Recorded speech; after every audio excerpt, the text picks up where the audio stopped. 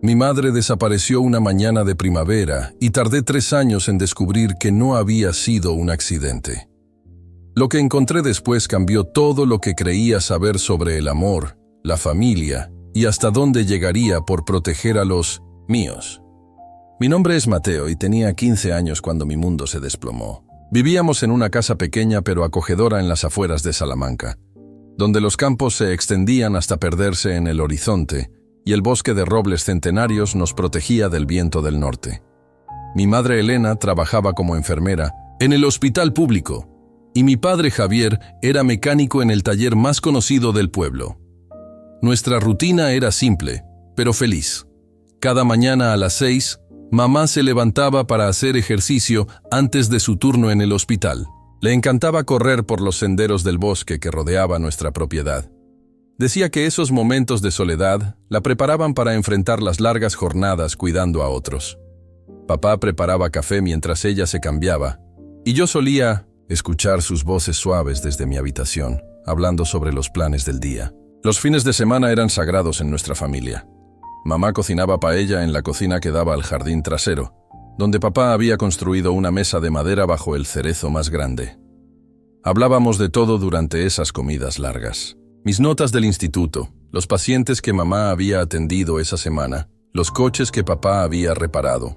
Elena siempre nos escuchaba con esa atención completa que solo ella sabía dar. Mi madre era una mujer fuerte pero gentil.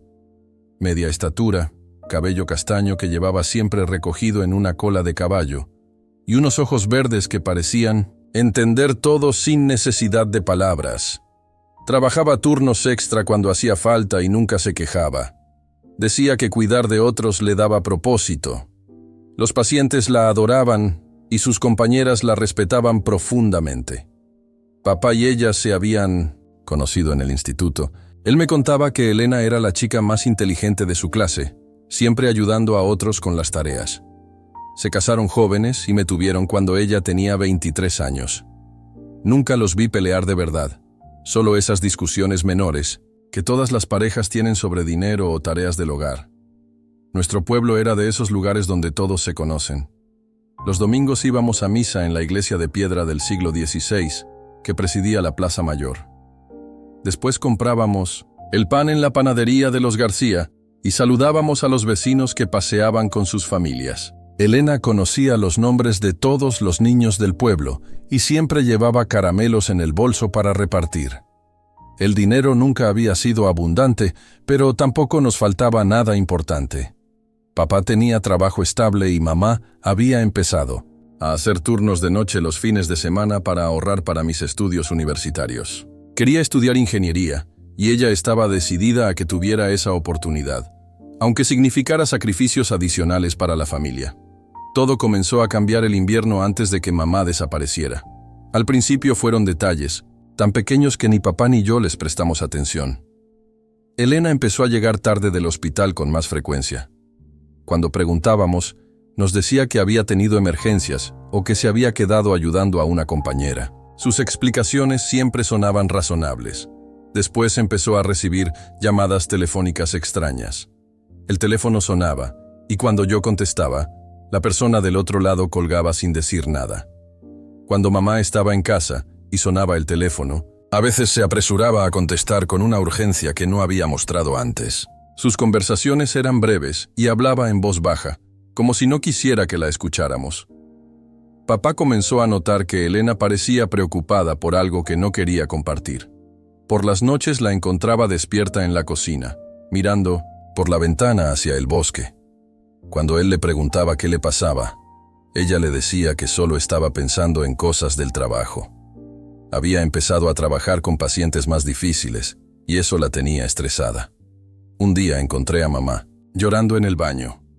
Cuando le pregunté qué le pasaba, me abrazó fuerte y me dijo que me amaba mucho. Me explicó que a veces los adultos tenían problemas complicados, que los niños no podían entender. Le aseguré que ya no era un niño y que podía ayudarla con lo que fuera. Ella solo sonrió y me dijo que pronto todo estaría bien. Las llamadas telefónicas se volvieron más frecuentes. Empezaron a llegar a horas extrañas, muy temprano en la mañana o muy tarde en la noche. Mamá siempre se apresuraba a contestar y sus conversaciones eran cada vez más tensas. Yo alcanzaba a escuchar palabras sueltas como dinero, tiempo y peligro. Cuando le preguntábamos, nos decía que eran cosas del hospital. Elena comenzó a salir sola por las tardes, algo que nunca había hecho antes. Decía que tenía que hacer mandados o visitar a una amiga enferma. Pero cuando papá ofrecía acompañarla, ella insistía en ir sola. Sus ausencias se volvieron más largas y más frecuentes. A veces no regresaba hasta muy tarde y llegaba con una expresión de agotamiento que no se explicaba solo por el trabajo. El comportamiento de mamá durante las comidas también cambió. Antes siempre había sido conversadora y curiosa por nuestras vidas. Ahora se quedaba callada, perdida en sus pensamientos. Cuando papá o yo le hacíamos preguntas directas, tardaba en responder como si no hubiera estado prestando atención. Sus respuestas eran vagas y a menudo no tenían sentido. Una noche escuché a mis padres hablando en voz baja en su habitación. Papá le preguntaba a mamá si había alguien más. Ella le aseguró que lo amaba y que jamás lo engañaría, pero que tenía problemas en el trabajo que no podía explicar. Le pidió que confiara en ella y que pronto todo volvería a la normalidad. Papá le dijo que siempre confiaría en ella, pero que estaba preocupado. Los últimos meses antes de su desaparición, Elena parecía vivir en constante estado de alerta. Revisaba las ventanas por las noches antes de acostarse, algo que nunca había hecho. Cuando salíamos de casa, miraba hacia todos lados como si esperara ver a alguien conocido. Sus manos temblaban cuando pensaba que no la estábamos viendo. La mañana de su desaparición, mamá se comportó de manera particularmente extraña. Se levantó más temprano de lo habitual y se quedó mucho tiempo en la ducha. Cuando bajó a desayunar, me abrazó más fuerte que de costumbre y me dijo que era el hijo más maravilloso que una madre podía tener. Le dije que la amaba, y ella me respondió que nunca lo olvidara, sin importar lo que pasara. Después de desayunar, mamá se cambió para su carrera matutina. Pero en lugar de ponerse sus tenis usuales, escogió unos nuevos que había comprado la semana anterior. También llevó una mochila pequeña, algo que nunca hacía para sus carreras. Cuando papá le preguntó para qué era la mochila, ella le dijo que había decidido hacer una ruta más larga y quería llevar agua extra.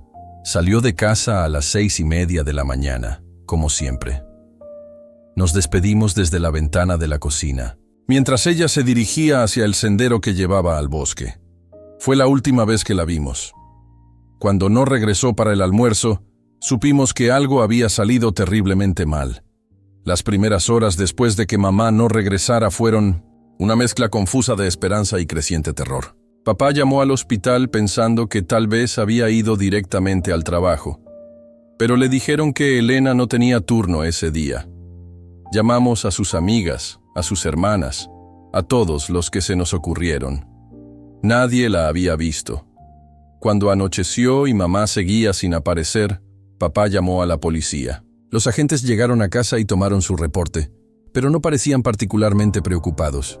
Nos dijeron que los adultos tenían derecho a irse si querían y que debíamos esperar 48 horas antes de considerarla oficialmente desaparecida. Sus palabras sonaron frías y burocráticas cuando lo que necesitábamos era acción inmediata. Esa primera noche no pude dormir. Me quedé despierto escuchando cada sonido, esperando escuchar la llave de mamá en la puerta o sus pasos en las escaleras. ¿Papá tampoco durmió? Lo escuché caminando por la casa toda la noche, revisando las ventanas y saliendo al jardín a llamar su nombre hacia el bosque. Sus gritos desesperados se perdían entre los árboles sin respuesta. Los días siguientes fueron una pesadilla, de búsquedas infructuosas y llamadas telefónicas que no llevaban a ninguna parte. Los vecinos organizaron grupos de búsqueda y peinamos cada centímetro del bosque cercano a nuestra casa. Encontramos algunos de sus objetos personales cerca del sendero que solía tomar, pero no había rastro de ella. Era como si la tierra se la hubiera tragado. La policía finalmente abrió una investigación oficial, pero sus esfuerzos parecían rutinarios y desganados. Tomaron fotografías, hicieron algunas preguntas y archivaron papeles, pero no sentíamos que estuvieran realmente comprometidos con encontrar a mamá. Nos trataban como si fuéramos una estadística más en lugar de una familia destrozada que necesitaba respuestas. Los primeros meses fueron los más duros. Papá dejó de comer regularmente y perdió mucho peso. Se levantaba antes del amanecer para buscar a mamá en el bosque antes de ir al trabajo, y volvía a buscarla después de cerrar el taller. Sus ojos perdieron el brillo que siempre habían tenido, y desarrolló una tos persistente por pasar tanto tiempo al aire libre en todas las condiciones climáticas. Yo traté de mantener mis rutinas escolares, pero era imposible concentrarme en las clases cuando mi mente no podía parar de imaginar qué le había pasado a mamá. Mis notas bajaron drásticamente, y los profesores comenzaron a preocuparse por mi estado emocional.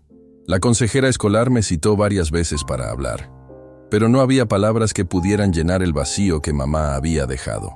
Las noches eran particularmente difíciles. La casa se sentía demasiado grande y demasiado silenciosa sin la presencia cálida de mamá. Su lugar vacío en la mesa del comedor se convirtió en un recordatorio constante de lo que habíamos perdido. Papá y yo comíamos en silencio, cada uno perdido en sus propios pensamientos dolorosos. Intenté hablar con papá sobre lo que podía haber pasado, pero él se negaba a considerar cualquier posibilidad que no fuera que mamá regresaría sana y salva. Insistía en que algo le había pasado en el bosque, que se había perdido o lastimado y que la encontraríamos pronto. Su negación era su manera de protegerse del dolor que lo estaba consumiendo lentamente. Después de 6 meses sin noticias, tomé la decisión de que tenía que hacer algo más que esperar. No podía seguir viendo a papá destruirse día tras día mientras la policía no hacía progresos reales. Tenía que encontrar respuestas por mi cuenta, aunque eso significara enfrentar verdades que tal vez no quería conocer. Esa determinación se convirtió en el combustible que me mantendría buscando durante los siguientes 2 años y medio. Mi investigación comenzó de manera simple, revisando cada papel y documento en la habitación de mis padres, mientras papá estaba en el trabajo. Necesitaba entender qué había estado pasando en la vida de mamá antes de su desaparición. Sabía que había estado preocupada por algo y estaba determinado a descubrir qué era, sin importar lo que encontrara. Los primeros meses no encontré nada significativo. Las cuentas bancarias estaban en orden. No había cartas misteriosas ni números de teléfono desconocidos escritos en lugares extraños. Pero seguí buscando, porque sabía que tenía que haber algo. La mamá que yo conocía no desaparecía sin dejar rastro, y su comportamiento extraño en los meses anteriores había sido real. El descubrimiento crucial llegó cuando decidí revisar más a fondo los extractos bancarios de los últimos 2 años. Al principio todo parecía normal, pero cuando los organicé cronológicamente, noté un patrón extraño. Durante los 6 meses anteriores a su desaparición, mamá había estado retirando pequeñas cantidades de dinero en efectivo con mucha frecuencia. No eran cantidades grandes, pero sumadas, representaban casi todos sus ahorros personales. Los retiros siempre se hacían en el mismo cajero automático, ubicado en una zona industrial de la ciudad que quedaba lejos tanto de nuestra casa como del hospital donde trabajaba. No había razón lógica para que mamá fuera hasta allí solo para retirar dinero. Cuando mapeé las fechas y horarios de los retiros, me di cuenta de que muchos coincidían con esas tardes, cuando decía que tenía que hacer mandados misteriosos. Decidí ir personalmente a investigar esa zona industrial. Era un área que no conocía bien, llena de almacenes, talleres pequeños y edificios que parecían abandonados. El cajero automático estaba ubicado frente a una tienda de conveniencia que permanecía abierta las 24 horas. Hablé con el empleado de turno y le mostré una foto de mamá, preguntándole si la recordaba. El empleado, un hombre mayor llamado Carlos, reconoció inmediatamente a mamá. Me dijo que ella había venido regularmente durante varios meses. Siempre parecía nerviosa y siempre compraba solo un refresco antes de irse rápidamente. Carlos recordaba que una vez ella había llorado mientras esperaba en la fila y que había recibido una llamada telefónica que la había puesto muy alterada. Carlos me dio una pista crucial. Me dijo que había visto a mamá hablando con una mujer mayor en el estacionamiento en varias ocasiones. La mujer parecía muy asustada y hablaba en voz baja con mamá, como si estuviera pidiendo ayuda. Carlos pensó que tal vez era una paciente del hospital que había reconocido a mamá pero algo en sus interacciones le había parecido extraño. Pasé las siguientes semanas visitando regularmente esa zona, tratando de encontrar a la mujer que Carlos había descrito.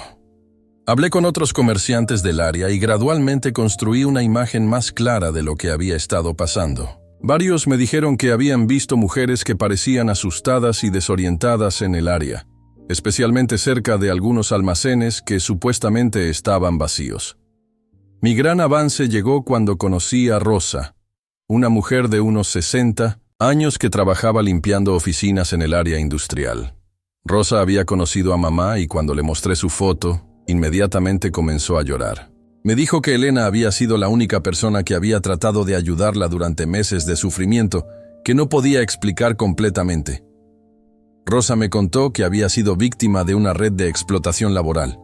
La habían engañado, con promesas de trabajo bien pagado en una fábrica textil, pero cuando llegó al lugar, la habían forzado a trabajar en condiciones terribles sin pagarle nada. La mantenían encerrada en un almacén con otras mujeres, todas demasiado asustadas para pedir ayuda. Rosa había logrado escapar durante un traslado, pero sabía que otras mujeres seguían atrapadas. Elena había conocido a Rosa por casualidad, en esa zona industrial, y había entendido inmediatamente lo que estaba pasando.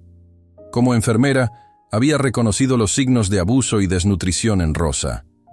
Mamá había comenzado a ayudarla con dinero para comida y un lugar donde quedarse, pero también había estado investigando la red de explotación para tratar de ayudar a las otras mujeres. Rosa me explicó que mamá había estado planeando denunciar toda la operación a las autoridades, pero primero quería reunir evidencia suficiente para asegurar que los responsables fueran arrestados y las víctimas rescatadas. Elena había estado documentando todo lo que Rosa le contaba y había empezado a hacer fotografías de los almacenes donde mantenían a las mujeres. Rosa creía que los responsables se habían dado cuenta de las investigaciones de mamá. La última vez que Rosa había hablado con mamá, Elena le había dicho que había descubierto algo importante sobre los líderes de la red de explotación. Mamá había planeado ir a la policía esa misma semana con toda la evidencia que había recopilado. Rosa estaba segura de que los criminales habían secuestrado a mamá para silenciarla antes de que pudiera exponerlos. Con esta información, finalmente entendí lo que le había pasado a mi madre. No había desaparecido voluntariamente, ni había tenido un accidente en el bosque. Había sido víctima de su propia bondad y coraje. Tratando de ayudar a mujeres vulnerables, había puesto su propia vida en peligro. Ahora tenía que encontrar una manera de rescatarla y hacer que los responsables pagaran por lo que habían hecho. Con la información que Rosa me había dado, comencé a planear cuidadosamente mi siguiente movimiento. Sabía que no podía ir directamente a la policía sin más evidencia, especialmente después de lo poco que habían hecho durante los primeros meses de la desaparición de mamá. Necesitaba encontrar pruebas concretas de la ubicación donde tenían a las mujeres y evidencia de quiénes eran los responsables. Rosa me ayudó a identificar el almacén específico donde había estado prisionera. Estaba ubicado en una parte aislada de la zona industrial, rodeado por otros edificios aparentemente abandonados. Durante varias noches, observé el lugar desde una distancia segura con binoculares que había tomado prestados de papá. Pude confirmar que había actividad regular en el edificio, con camiones que llegaban y se iban en horarios específicos. Mi plan requería paciencia y precisión. Primero necesitaba documentar todo lo que estaba viendo para crear un caso sólido contra los responsables. Compré una cámara digital usada con el dinero que había ahorrado de mi trabajo de fin de semana en el supermercado. Durante 3 semanas, fotografié todos los vehículos que entraban y salían del almacén, tomando nota de las placas y los horarios. El siguiente paso era más arriesgado. Necesitaba acercarme lo suficiente al edificio para ver qué estaba pasando adentro y, con suerte, confirmar si mamá estaba allí. Una noche especialmente oscura, me acerqué al almacén y encontré una ventana alta que me permitía ver parte del interior. Lo que vi me llenó de horror y determinación a la vez. Había aproximadamente 20 mujeres trabajando en máquinas de coser en condiciones deplorables. El lugar estaba mal ventilado, hacía mucho calor, y las mujeres parecían exhaustas y desnutridas. Había guardias vigilándolas constantemente, y pude ver que las puertas estaban cerradas con candados desde afuera. Era exactamente lo que Rosa había descrito, pero la escala era mucho mayor de lo que había imaginado. Durante varias noches de observación, logré identificar a los líderes de la operación. Había 3 hombres que parecían estar a cargo, y reconocí a uno de ellos como alguien que había visto ocasionalmente en el pueblo. Era dueño de una tienda de ropa que supuestamente vendía productos importados, pero ahora entendía que estaba vendiendo ropa fabricada por trabajo esclavo en su propio almacén. La confirmación de que mamá estaba allí llegó durante mi 5ª noche de vigilancia. La vi a través de la ventana, trabajando junto a las otras mujeres, pero claramente en peores condiciones que cuando había desaparecido. Había perdido peso y su cabello estaba descuidado, pero estaba viva. Verla allí me llenó de una mezcla de alivio y furia que nunca había experimentado antes. Ahora tenía que decidir cómo proceder. Sabía que necesitaba ayuda profesional, pero también sabía que tenía que actuar rápido antes de que movieran a las mujeres a otra ubicación. Decidí contactar directamente al periódico regional en lugar de la policía local. Conocía a una reportera llamada Carmen que había escrito artículos sobre corrupción local, y pensé que podría estar interesada en una historia de esta magnitud. Carmen se mostró inmediatamente interesada cuando le conté lo que había descubierto. Me dijo que había estado investigando rumores sobre trabajo forzado en la región, pero nunca había podido encontrar evidencia concreta. Las fotografías y información que había recopilado eran exactamente lo que necesitaba para hacer una historia que no podrían ignorar. Trabajamos juntos durante una semana para documentar completamente la operación. Carmen contactó a sus fuentes en el gobierno estatal y federal, pasando por encima de las autoridades locales que habían mostrado tan poco interés en encontrar a mamá. También contactó a organizaciones que trabajaban contra el tráfico humano, asegurándose de que hubiera expertos disponibles para ayudar a las víctimas una vez que fueran rescatadas. El día del rescate coordinamos nuestros esfuerzos con precisión militar. Carmen había organizado que las autoridades federales llegaran al almacén exactamente a las 6 de la mañana, cuando sabíamos que había menos guardias presentes. Yo estaría observando desde mi posición habitual para documentar todo y asegurarme de que no escapara ninguno de los responsables. La operación se desarrolló perfectamente. Los agentes federales rodearon el edificio y arrestaron a los 3 líderes antes de que pudieran reaccionar. Las 20 mujeres, incluyendo a mamá, fueron sacadas del almacén y llevadas inmediatamente a recibir atención médica. Yo corrí hacia mamá en el momento en que salió del edificio, y nuestro reencuentro fue el momento más emocional de mi vida. Mamá me abrazó con una fuerza que no sabía que le quedaba después de meses de cautiverio. Me susurró al oído que había pensado en papá y en mí todos los días, y que eso había sido lo único que la había mantenido con esperanza de sobrevivir. Le dije que siempre había sabido que la encontraríamos y que nunca habíamos dejado de buscarla. Los arrestos fueron solo el comienzo de nuestra venganza.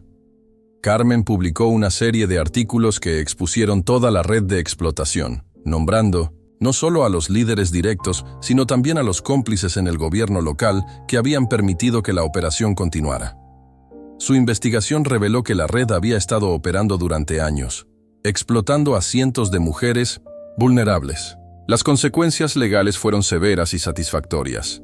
Los 3 líderes principales recibieron sentencias de prisión de más de 20 años cada uno. El oficial de policía local que había ignorado deliberadamente las denuncias sobre mujeres desaparecidas fue destituido y también enfrentó cargos criminales. Varios funcionarios municipales fueron investigados y algunos perdieron sus trabajos. Pero la venganza más dulce fue ver cómo la exposición de la red llevó al rescate de muchas más víctimas en operaciones similares en toda la región. Nuestra tragedia personal se había convertido en el catalizador para desmantelar un sistema completo de explotación que había dañado a innumerables familias. Mamá había logrado su objetivo original de ayudar a las mujeres vulnerables, aunque había pagado un precio terrible por ello. Epilóguela. Recuperación de mamá fue lenta pero constante. Los meses de cautiverio habían dejado marcas físicas y emocionales profundas, pero el amor de nuestra familia y el apoyo de profesionales especializados la ayudaron a sanar gradualmente. Papá nunca se separó de su lado durante las primeras semanas, y yo adapté mi horario escolar para pasar tanto tiempo como fuera posible con ella. Los primeros meses después del rescate fueron difíciles de maneras que no habíamos anticipado. Mamá sufría de pesadillas frecuentes y tenía dificultades para estar sola, incluso en nuestra propia casa. Había desarrollado una hipervigilancia constante que la hacía saltar ante cualquier ruido inesperado.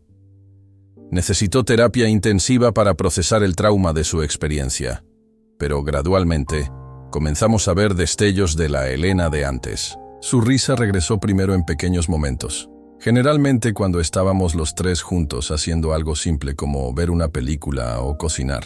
Su fuerza interior, la misma que la había llevado a ayudar a Rosa en primer lugar, también la ayudó a enfrentar su propia recuperación con determinación. Un año después del rescate, mamá decidió que quería hacer algo constructivo con su experiencia. Se convirtió en defensora de los derechos de las víctimas de tráfico humano, trabajando con organizaciones que ayudaban a otras mujeres que habían pasado por experiencias similares. Su trabajo le daba propósito y la ayudaba a procesar su propio trauma al mismo tiempo.